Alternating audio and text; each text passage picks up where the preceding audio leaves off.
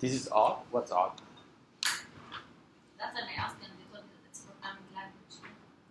R is a programming Oh, this is R. Yes, this is R. This is the best library in the world for data visualization. And that's... It was the first time I heard of it last week when you told us. Hey, you're coming to the class? Cool, Yeah. awesome. Welcome. We have our favorite. Do you know anything about maps and the Google Maps API, by the way? Yeah. Yes, no? Actually, Have you used it ever? but I can just look at the document. Dr. Sala is looking for somebody who can give a workshop. Who is that? My neighbor, Dr. Sam. Yeah.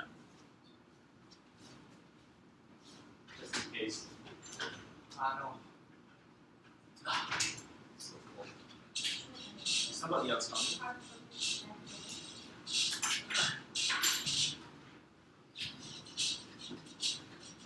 Okay,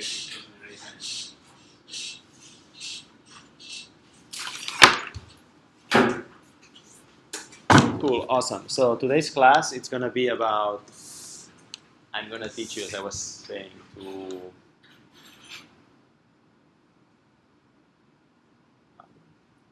what's your name? My name? Yeah. It starts with J. Jumana. Club Jumana. Hi, Jumana. I was saying, I'm going to teach you all the secrets of data science. As you know, I'm a very famous data scientist. Design thinking. And design thinking. I'm writing a book now about data visualization, how to visualize data so people buy your story.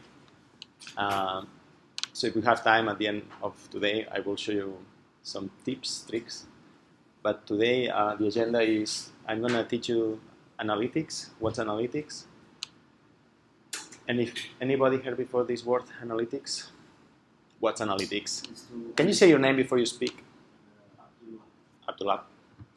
Analytics is just the words to analyze something before to like processes, like structures, like kind of things that you would like to make a bucket for. Okay, anybody else? What's analytics for you?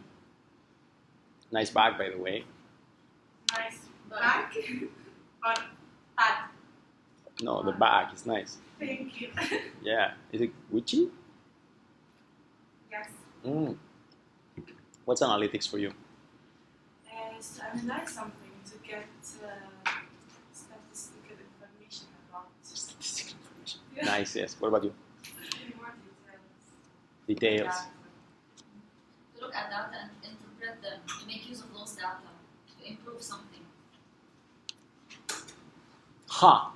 So you can Find patterns in data. find patterns in data. Very interesting. Okay, well, so today I'm going to teach you, there's three types of analytics. There's descriptive analytics, where you just explain the data visually most of the time. So like, you know, when you have a book, that's the data. And when you have the summary, that's the analytics. Got it? Come in. Matar? Is that you? My favorite student. Long time. Wait, what are you doing in my class? Why? I didn't take it before. Oh, it's really good. You should join definitely. There's another one called predictive, where the point is to predict things in the future. For example, what would you like to predict? Your GPA, right?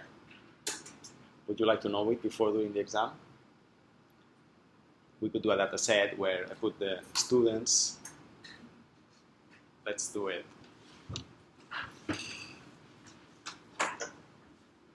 High tech.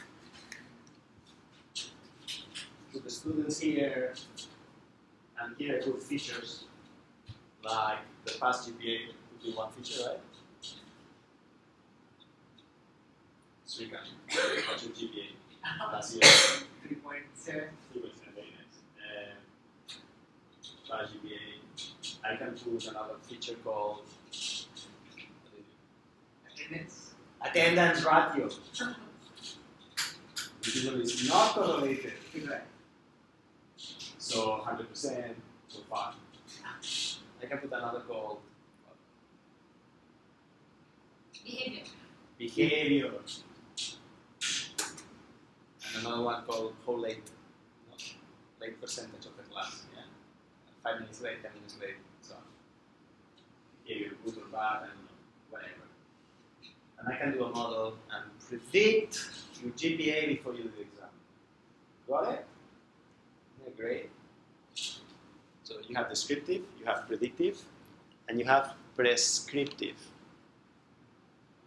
And prescriptive is about what to do, business action. And this is more important because you have more responsibility, right? Okay, if it's a business, should I buy more machines or less machines? You're talking about money now. Make sense? So there's these 3 kinds of analytics. And if you go to work or you're looking for a job, you're looking for a job? That's fantastic. And you say you know analytics, it's much easier to get a job now. Or your value for the company is much, much higher. Make sense? So last summer, they called me from Dubai, an MBA school called HALT, and they asked me to teach a course about big data analytics. So I'm going to show you a few of the slides I used in the course, which was 4 days. So we're just going to take the best things of the slides. And if there's something you want to go deeper, you tell me. Is that okay? That's one thing. First class. And then we're going to watch your ggplot library a bit. Types of charts. Just basic. And then we're going to go into Kaggle notebooks. So we are going to do a small tutorial in Python, the Titanic tutorial. So that's why I asked you to make a user account. Is that good? Matar, in this class, you have to take notes. Everything is in the class. Counts can be in the quiz, as you know. And it's recorded here. So that's the angle of recording. So maybe, if you're afraid, maybe you can sit here in the first. Here. You know what I mean? No. Right now.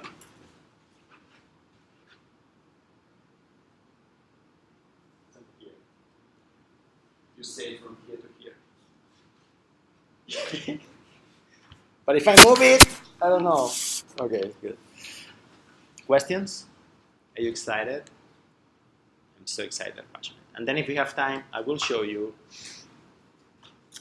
They gave me an award to me and my student about some data visualization I did 2 months ago. So I will show you how to visualize data.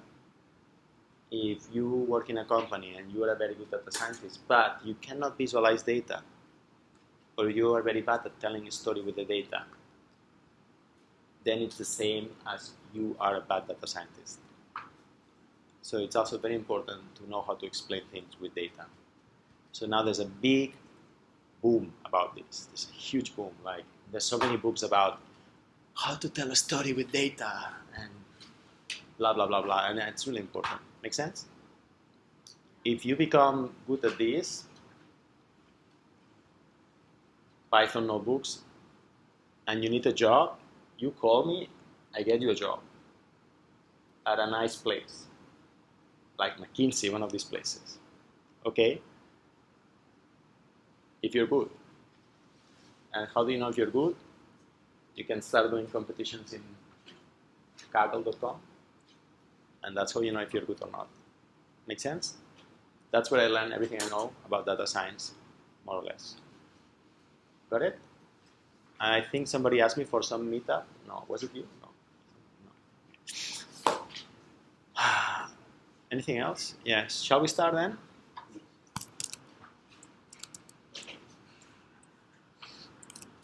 Inside the Dropbox link, I share on Slack. Matar, we're using a Slack, so you can ask your friend to get you on board. Can you show the secrets?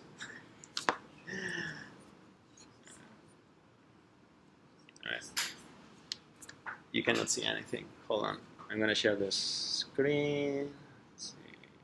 This room is What's the name of this room?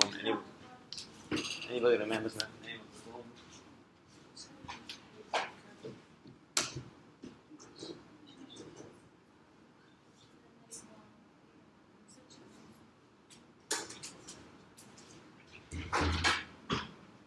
I think it's 1016. Does that make sense?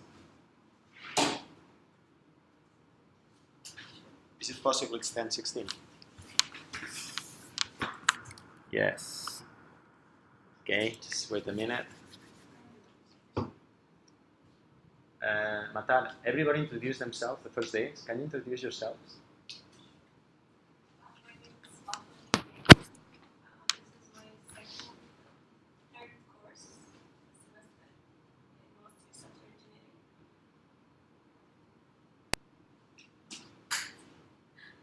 That's What else do it? you want to know? I don't know. Tell us something about you to them. About me? Yeah.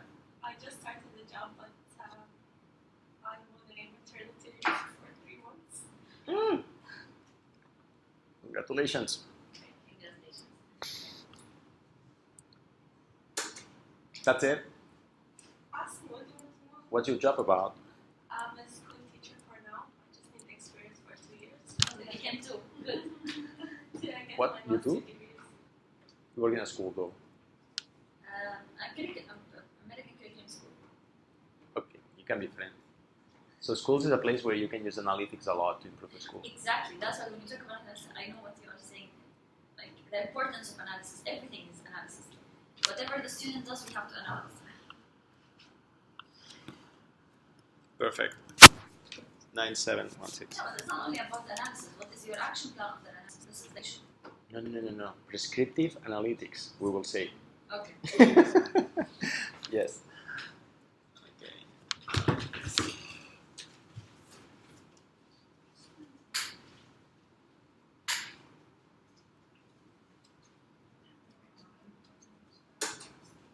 Is that good? Everybody's happy? So, Dr. Said, these slides are available in Dropbox. yes, the slides name 2-week2.1, so it's very organized. So here in Dropbox, inside the analytics folder, which, I saw this folder, yeah. yeah, so I'm reorganizing it because this is all the content I use in this big data course. And I just leave it there in case you want to go deeper into something. But basically, you just need to look at these 2 slides here, where it says week 2. You see it? So this is the slides we saw the other day with Kaggle, yeah, about the AI and all that stuff. And that was week 1, and this is week 2. These 2, you can hardly see it, but it's there. Now we are here in week 2. Yeah, but it's in the Dropbox link, and if you cannot find it, just tell me now. But don't worry, just take notes. Don't worry about the slides so much. Okay, cool. Sure.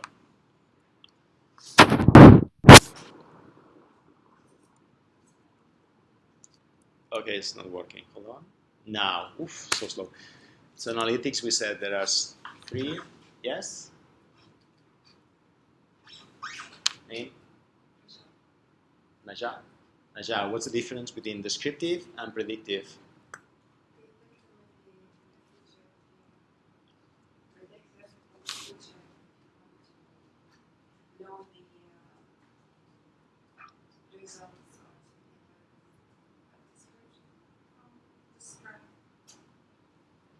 Interesting. So what is descriptive analytics? Descriptive analytics is what links the market to the firm through information. But here, in the case of a school, what links? Predict. What links the firm is going to be the school, and the market is going to be the students, the parents, the customers. So what links your customers, student, to the school through information, the relationship. Yeah. Descriptive analytics is also the information you need to take decisions. Like in the case of a school, can you take a decision if You don't know how many students you have, or what's the GPA, or the satisfaction. No. It's also some principles for systematically collecting and interpreting data. Oof, what does this mean? Shirikan, what does this mean?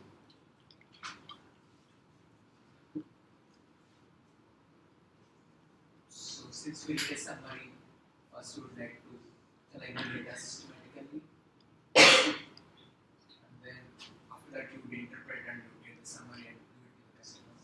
I tell you what it means. It means that there's a chaos today in the companies about data.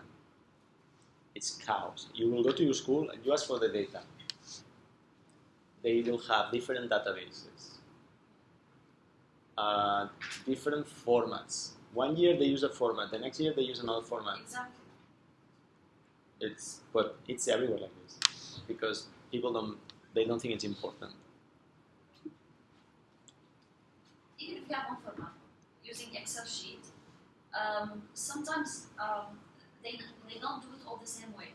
So when we IT department receive those files, we really suffer. And I remember what you said about cleaning data. This is a problem actually. So descriptive analytics is about, hey guys, let's not be crazy. Data is valuable. Let's save time later and organize things properly. That's what it means. Cool? There's various types. There's a thing called exploratory research. When you don't know anything about the problem. It's also known as EDA, exploratory data analysis. You will see this word EDA. Remember this, EDA. Descriptive research, that's what I do.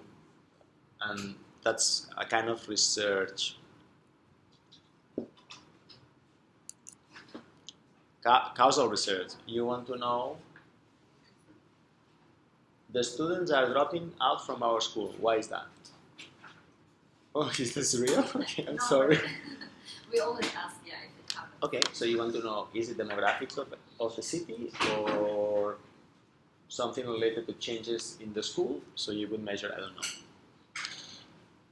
the preparation of the teachers or the demographics of the city and see what is the course.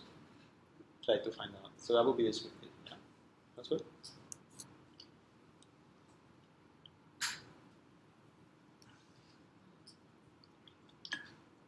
Is ambiguous by definition. Yes, you don't know what it's like exploring. You don't know. Not clear at the beginning. Yep. For example, this is a typical question. Our sales are declining. Why? Why is this happening?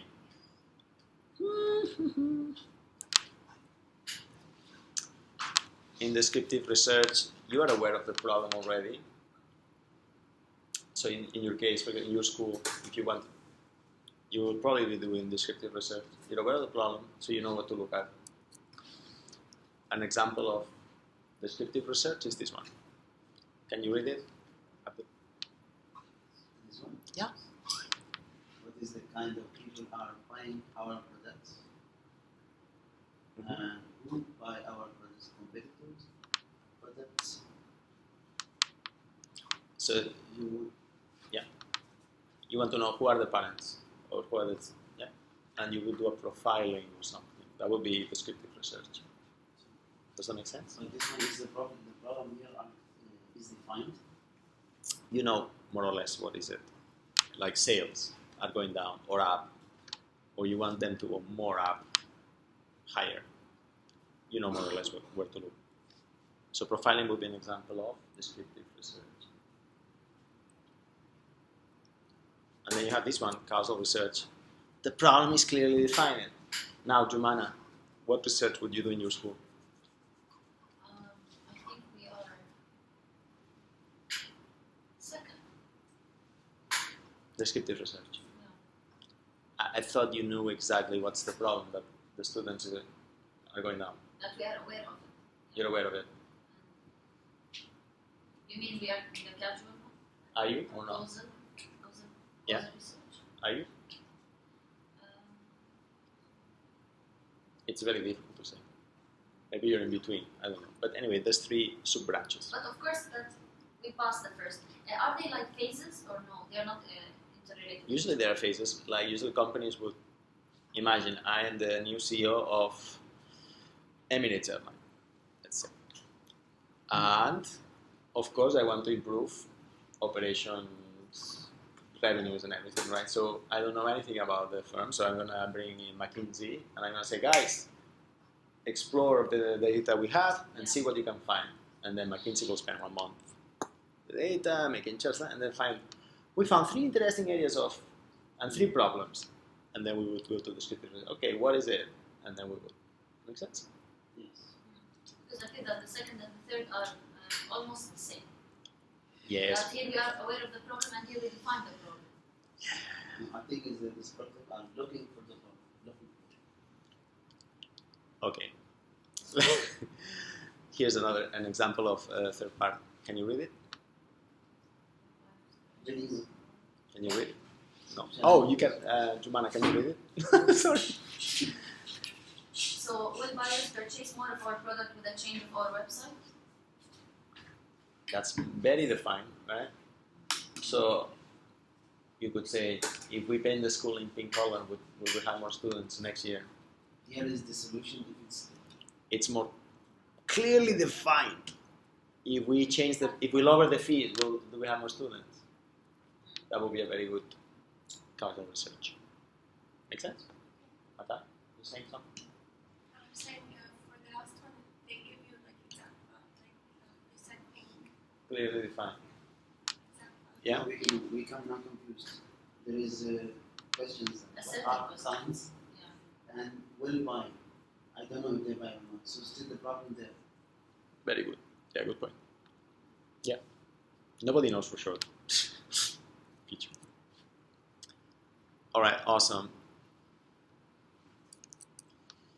Let's take a bit of a look into exploratory research. For example, an example of exploratory research would be develop initial hunches or insight. Yeah.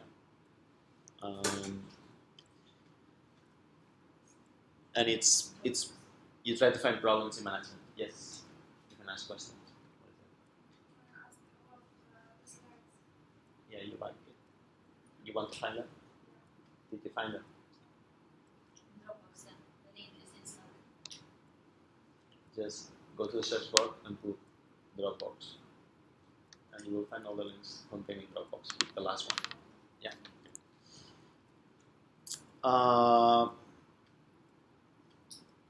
Yeah. So it's not very rigorous. You just look for things. It's not rigorous. You don't do any statistical test at this stage. Just want to see a big picture, right? So I gave. Oops.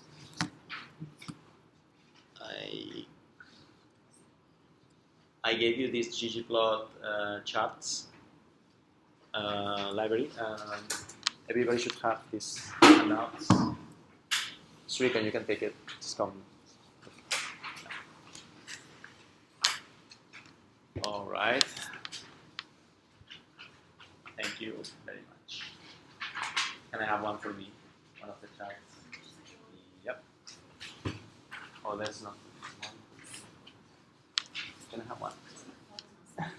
Thanks.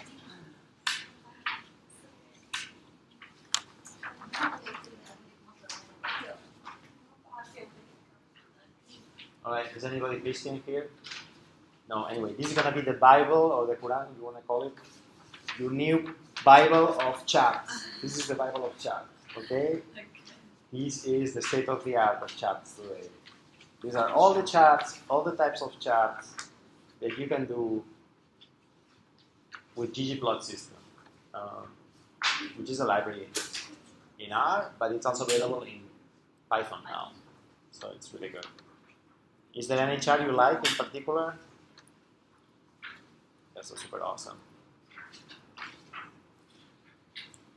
I will put the PDF in the Slack later, and then you can see it. You can see it very, very well.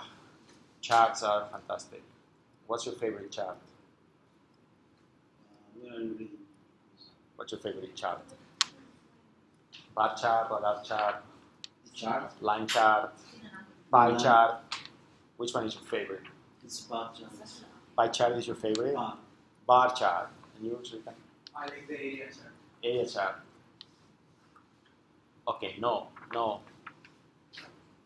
You will never say, this is my favorite chart. There's a chart for each problem. Yeah, No. exactly. But the That was question is the not, question. not according to the field. I know, it's a trick question. Except, there's one exception, the pie chart. You will never say, I like pie charts, because pie charts are wrong. Mostly used. What? The most used, and they are wrong. Really? Why? Not accurate? I will explain at the end of the class, okay? But Yeah, it's everywhere. you want people to respect you as a data scientist, do not use pie charts, Okay. Bar chart. okay? Or don't say you came to my class. Do whatever you want. Okay, good.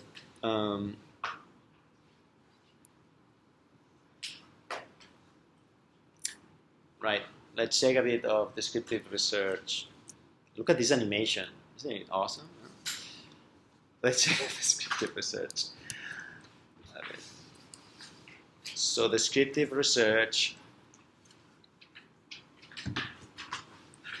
a typical example of descriptive research is that you give information by group. So you segment your users, your students, your parents, local, non-local, rich, poor, I don't know, single, parents. Typical questions. Who wants to read this one? No one? Okay. No problem. Okay, Yes. what are the characteristics of our customers in the needs and wants of education? Yeah? Makes sense? That's a typical question. Other one?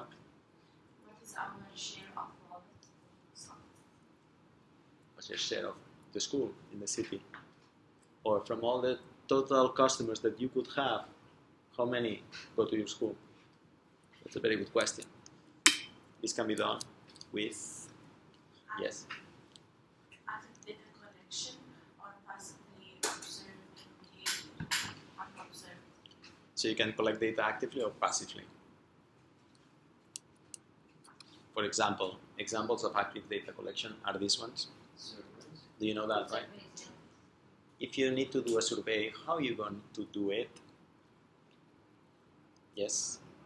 If you need to do a survey, how would you do it? Yes. Ask someone on the street. You will go to LA Mall. How? How? Online! Yes, online. Online is a very good choice. Why? Because it's cheap. But yeah, doesn't mean it's the best. Otherwise, I can create one. Yes, but it doesn't mean it's the best, okay? But it's super cheap. Especially with the SurveyMonkey, it generates the analysis for us. Everything is ready. I've been in the offices of SurveyMonkey. In the summer, I was in California, and I met a friend, and she worked at SurveyMonkey as designer. So she invited me one day for lunch, and we ate lunch in the rooftop, and it's so cool, and it's such a huge company, 400 people, just doing website of surveys. Can you believe it? And Actually, we depend on it, yeah. In like some surveys with parents. and the, you know Sheryl Sandberg from Facebook? Her husband. Her husband is the guy. He died. He was the CEO. He was the CEO of SurveyMonkey. He died last year. Anyway, really good food there. Really nice people. Anyway, apart of SurveyMonkey, do you know any other way to collect data? Any other website? Type forms. Google Forms, very good. This type form. Typeform, where are these guys from? I'm not sure. Barcelona. But it's good if you want to like write sentences instead of just taking every city. Typeform is better than And SurveyMonkey. this one too. So they're from Barcelona. Okay. So when we do meetups in Barcelona, it's my city, we go to the offices there. Awesome. They have a free bar So you've been to and parking for scooters inside. Really awesome. And they have plans and so on. So Typeform is more fun to use. SurveyMonkey has, I think it has more tools to analyze the data. Yeah. So it's a competition between these two monsters. Sorry, what's the other website? Type, form. So cool people will use Typeform for a survey, basically. I would never use SurveyMonkey in my life because it's not cool. And Typeform is like uses JavaScript to make things. It looks awesome, but I don't know. SurveyMonkey is like Microsoft, and Typeform is like not Microsoft, something else. You got it? Typeform. Hold on. I'm gonna Typeform. Anyway, what's incredible is that you can make money by selling forms online. I mean, if you asked me this 10 years ago, I would say, shut up. That's a silly idea. That's, can you see it? No. That's, well, I put it, that's Typeform. Yes? Can you see it? Very more like, you know, wow, everything's so slow. Yeah, Typeform. Good. So A/B testing. What's A/B testing? Yes.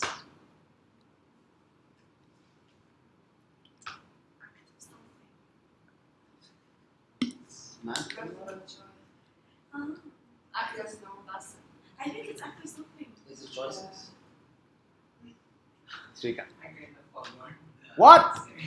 It's like depending on the customer, you would want to customize it and do the test. Yeah, something like that. What? You have choices which is Okay. hard ones have. Imagine I have two bands here, and I want to know which one makes me look better. So one day I put this band on, and I go to LA Mall, and I count how many girls give me the phone number or something like that. And then I put the other one on, and I count the same, right? And that's A/B. And then I said, well, if you want to accomplish this, use this one. And if you want this, use this one.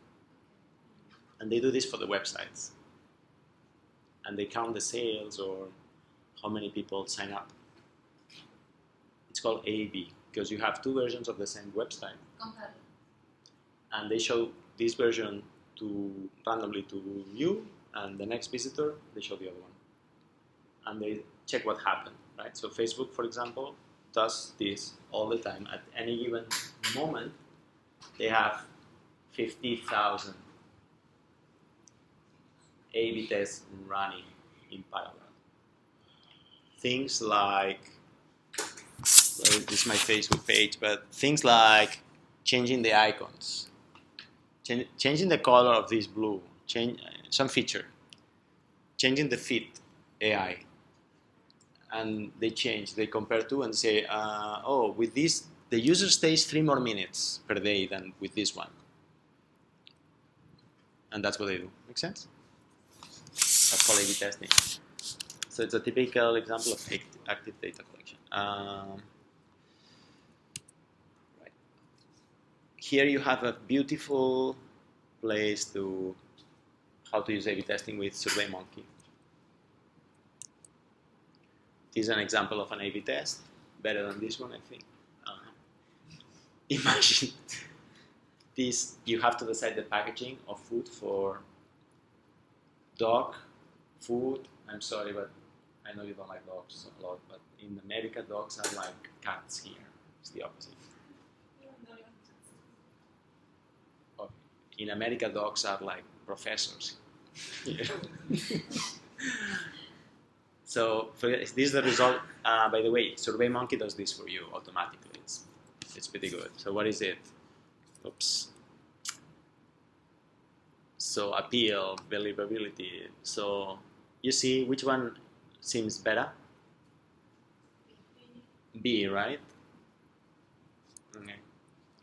This is another A/B test that I did an A/B test in my book. So this book, Sketch Thinking, 3 years ago I wrote this book, and I made 2 versions of it. One with the cute cover, and the other one on the right bottom. It's the same book, and they're sold on Amazon. And super interesting.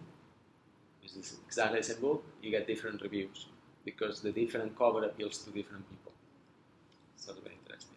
Which one's it more rated? The black one. Yes, correct.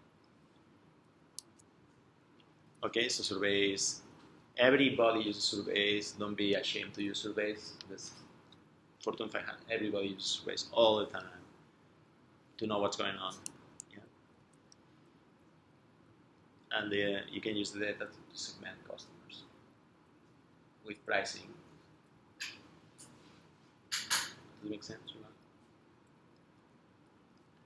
And that, yeah, this is how SurveyMonkey segments you.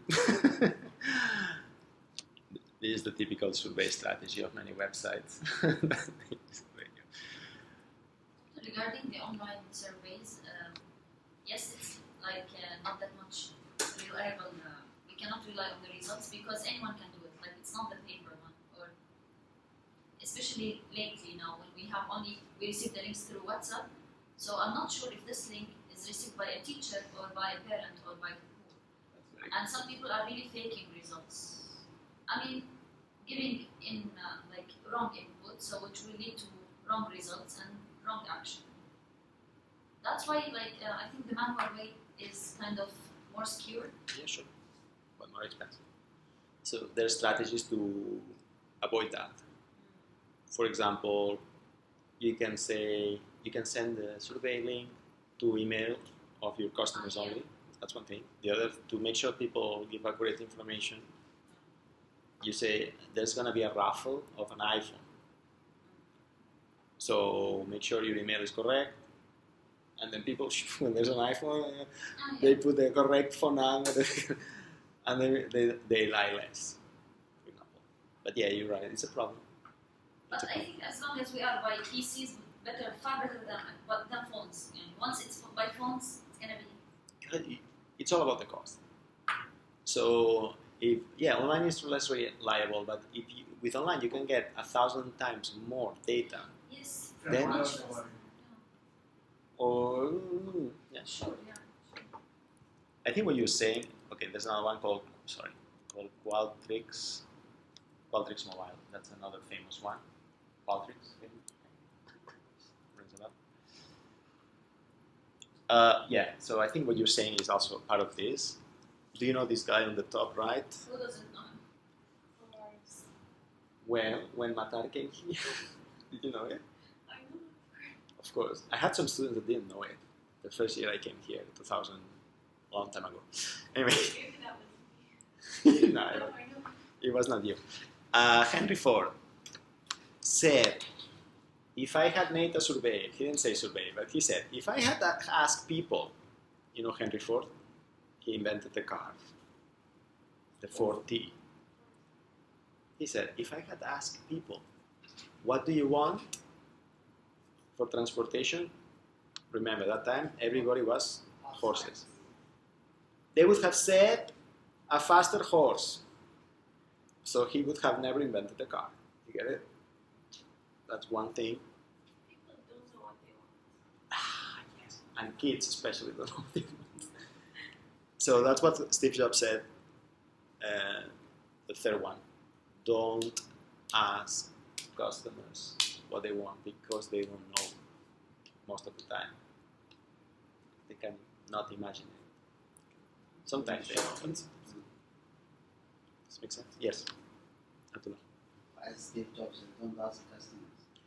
He said something like that in his autobiography. Shopping with products like Yeah. I think Apple lost this now because yes. they don't ask and they don't give us what we want. Right? And there's another interesting story I want to tell you. It's called the jobs to be done theory, nothing related to jobs. It's called jobs to be done theory. Are you familiar with this theory? It's related to customers don't know what they want. But it will help you in your life. It goes like this, something like this. It's from a Stanford professor. It says, there was this McDonald's burger in the middle somewhere. And this McDonald's outlet, they used to sell a lot of milkshakes. Do you know what a milkshake? Yeah, sure. Okay, good. A lot of them at 6 a.m. in the morning, which is weird, but anyway, McDonald's very interested in this trend. They say, oh, what's going on? Maybe we will make more money with milkshakes. So they start investigating what's going on with these milkshakes, right? And say, wow, we sell a lot of milkshakes at 6 a.m. in the morning. Let's try to increase sales. Yes! So let's make the milkshake larger or bigger. But no, sales, that's not what same thing. Let's make it more nutritious, organic milk. The same. More flavors. So customers didn't care about that. That was not the reason they were buying the milkshake. They were not buying the milkshake because they were hungry.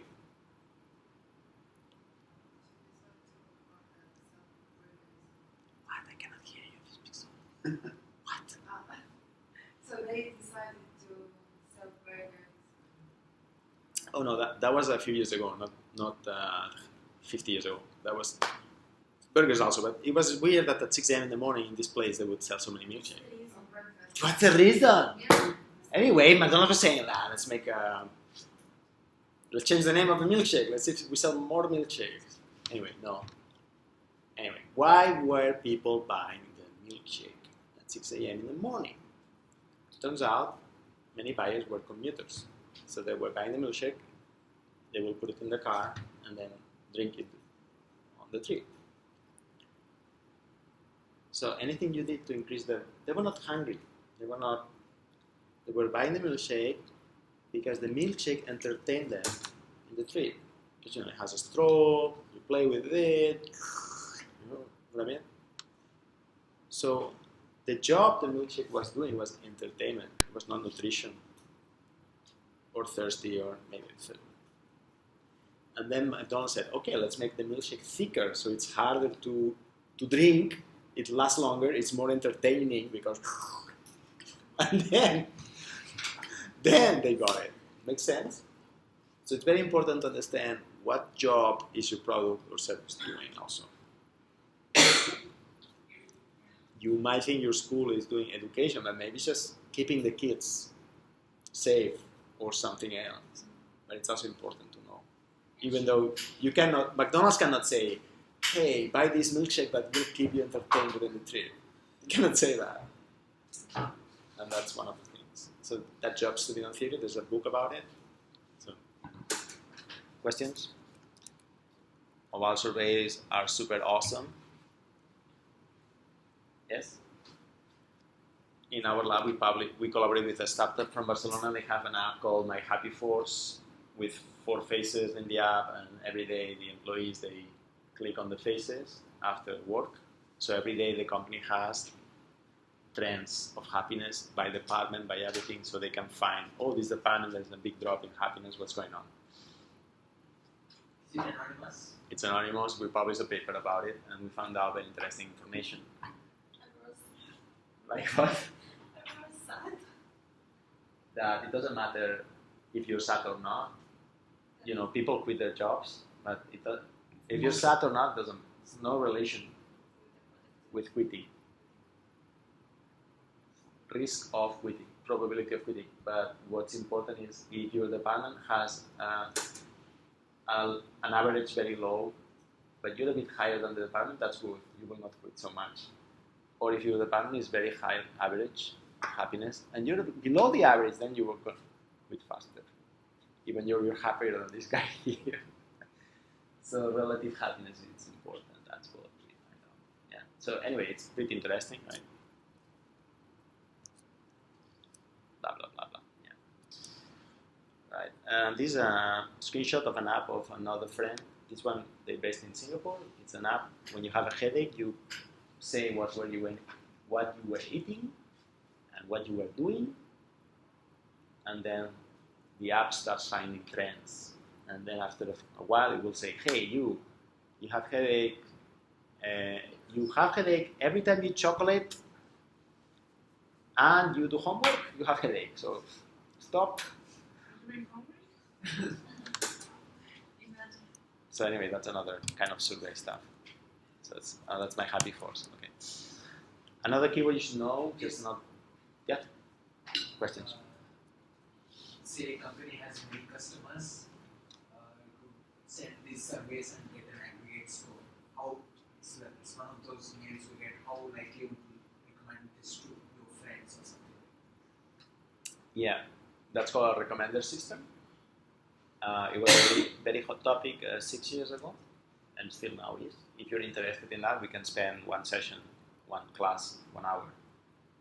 There's a very good tutorial about recommender systems, how they work. But basically they work by Amazon sells a product. I never liked this product before. How does Amazon know that I will like this product? So she can look at people similar to me that like products similar to what I like, and then they can say, maybe you will also like it. Yeah. So that's one way to do these kind of recommendations. Very complicated, but very fascinating topic also. Very hot topic. All right, cool. Okay, where are we now? Yes. There's this thing called NPS. NPS means net a score. It's very used in industry. So you ask people, would you recommend Slack? Let's calculate the net promoter score of Slack. Now you've been using Slack for 1 week. When do you have to pray, by the way? 10 minutes. You tell me, okay? Slack. Would you recommend Slack? From 0 to 10. Would you recommend, yes or no? What number would you give me? It's too early to judge. No, I'm sorry. Just give me a number. 8.5. You 10. 10. 8. 8. I'm going for 8. 7. You can judge. Something. Okay. Next one. Let's say 7. 8. Really? Let's say 7. That was good. Matar? I haven't used it. Let's say Matar says 0. Okay. So, how many do we have? 8, 9, or 10? This one. How many do we have? 7s or 8s? Oh, we have. Yeah. So we have a lot of 7s here. Okay, so we have one like this, and 1, 2, 3, 4, 5, and one like this, yeah? What's the net promoter score then? That's the passive. Promoters, we have 1 minus 1 divided by all of them. So that's 0%. I wouldn't do that the 1 minus 1. It's promotions and it's structures. Because Matar doesn't like it. They don't count. And anybody says, yeah, nice, 8, 7. Because people don't want to feel bad, so they say 7, 8. That means I don't care. Leave me alone. Questions? So it basically says if the number of promoters are more than the retractors or not. If the number, it's a very quick number. If it's positive, it means your customers are happy and will do promotion of your school or of the course or of Slack. So in your case, Slack's NPS here is 0, which means they will not get additional Slack users from this class because you are not fanatics, 10s or 9s. But they will not lose because you will not go talking bad about Slack to other people. So that's okay, but it's a good indicator very quickly. So you can do it in your score with the students, with the parents, with the teachers. Would you recommend to work here? if you have a net promoter positive, it means you will get new users without doing anything. It's like word of mouth. Passive collection sources. Scanner data, do you know what's that? Carrefour scanner. Beep, beep, beep. That's called scanner data.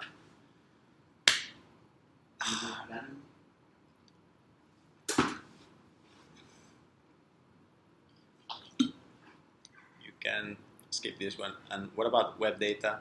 That would be the logs, who is visiting the website, who's logging in the system, blah blah blah blah. Scanner data it was very huge before, and it's still very huge.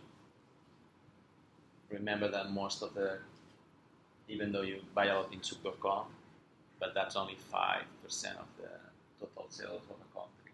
Okay, so that has a lot to grow, but most of the sales are still in the shop, physical. Yeah, so you have. There's a thing called the data cube for these kind of supermarkets like Carrefour. So you have the shop location, the product type, like milk or something, the when was this bought, and the variable, which is the price or something else. Yeah? So that's a cube. And anyway, so you have a lot of data there in Carrefour, and my friend works at Carrefour in the analytics department, for example. He hates. Okay.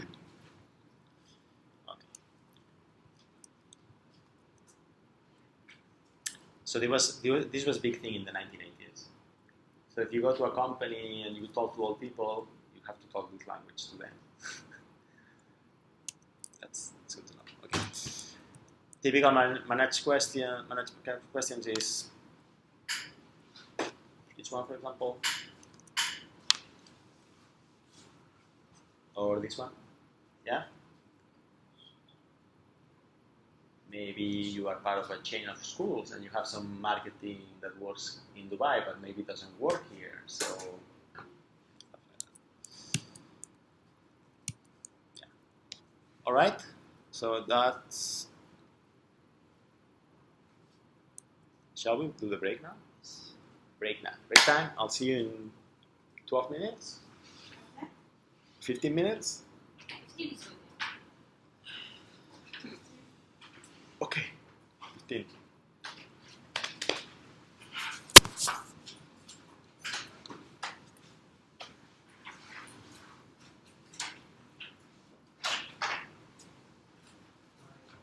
You had a baby? That's so cool. Boy or girl? Oh, okay. How's being a mom? You happy? Are you happy? I've been a mom for 2 years. Oh, sorry. My second is Okay. so happy. You okay?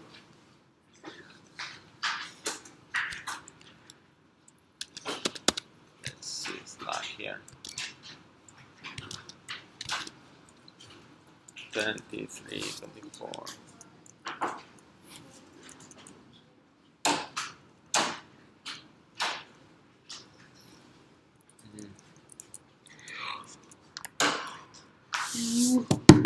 Oh God, dead.